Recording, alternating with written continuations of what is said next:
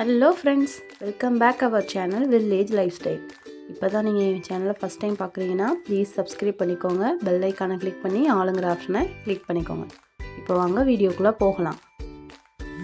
இன்றைக்கி நம்ம 10 நிமிஷத்துலேயே செய்யக்கூடிய ராகி தோசை எப்படி பண்ணுறதுன்னு பார்க்க போகிறோம். ரொம்ப கிறிஸ்பியாக சூப்பராக இருக்கும்.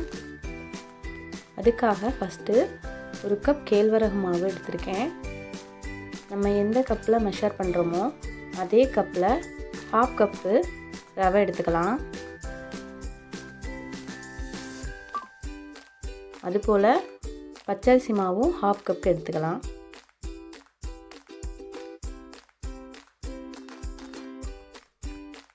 இது நீங்கள் ஊற வைக்க தேவையில்லை, உடனே செஞ்சிடலாம், சட்டுன்னு ரெடி ஆயிரும். இப்போ நான் ஒரு பிஞ்ச் அளவுக்கு உப்பு சேர்த்துருக்கேன்.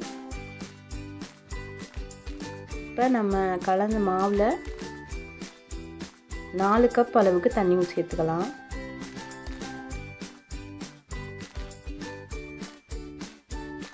ஃபஸ்ட்டு 3 கப் சேர்த்துக்கோங்க. நல்லா கட்டி இல்லாமல் கிளறி விட்டுக்கோங்க.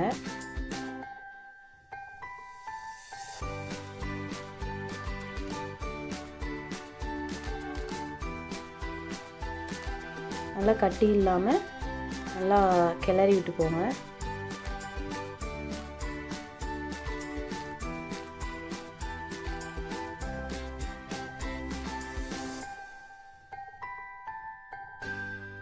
நல்லா மிக்ஸ் ஆகிடும். இப்படி செஞ்சிங்கனாவே உங்களுக்கு கட்டி இல்லாமல் நல்லா மிக்ஸ் ஆகிடும். நல்லா கட்டியே இல்லாமல் இந்த அளவுக்கு கரைச்சி எடுத்துக்கோங்க.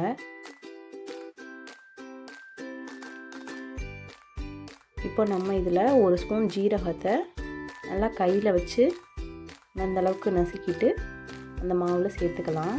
இது ஒரு ஃப்ளேவராக நல்லாயிருக்கும் தோசைக்கு.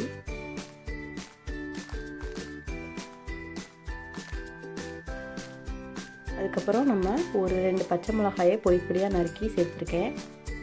ஒரு பெரிய வெங்காயம், அதையும் பொடி பொடியாக நறுக்கி சேர்த்துக்கோங்க.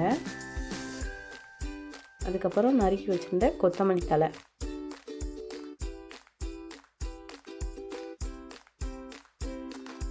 இது 3த்தையும் போட்டு நல்லா மிக்ஸ் பண்ணிடலாம். மிக்ஸ் பண்ணிவிட்டு நீங்கள் ஊற வைக்க தேவையில்லை. இப்போ இந்த இதை மிக்ஸ் பண்ணிவிட்டு நம்ம 4 கப் சொன்னேன் இல்லையா, அந்த 1 கப் தண்ணியை, மிச்சம் இருந்த 1 கப் தண்ணியை இப்போ கலந்துட்டு எவ்வளோக்கு எவ்வளோ தண்ணியாக இருக்கோ அவ்வளோக்கு எவ்வளோ தோசை ரொம்ப கிறிஸ்பியாக வரும்.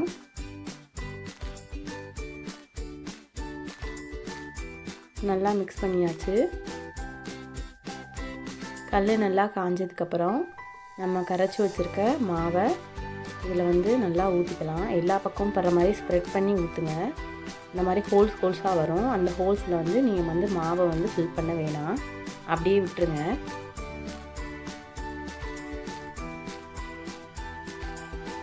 இப்போ இதில் எண்ணெய் ஊற்றிட்டு நல்லா 1 நிமிஷம் நல்லா வேக விடலாம். அடுப்பு கொஞ்சம் சிம்மில் வச்சு நல்லா வேக விடுங்க.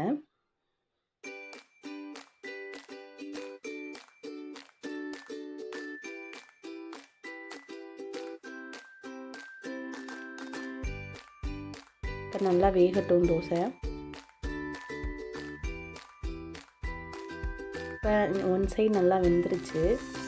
இதை அப்படியே நம்ம திருப்பி போட்டுக்கலாம்.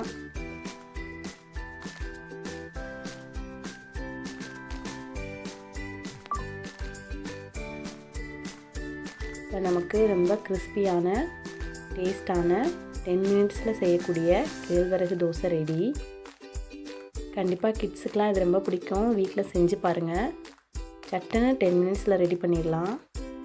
எம்மியான கிறிஸ்பியான ஹெல்தியான கேழ்வரகு தோசை ரெடி. எப்படி இருந்துச்சுன்னு வீட்டில் செஞ்சு பார்த்துட்டு ப்ளீஸ் கமெண்ட் பண்ணுங்கள், ஷேர் பண்ணுங்கள், லைக் பண்ணுங்கள், சப்ஸ்கிரைப் பண்ணுங்கள். நெக்ஸ்ட் வீடியோவில் நம்ம பார்க்கலாம்.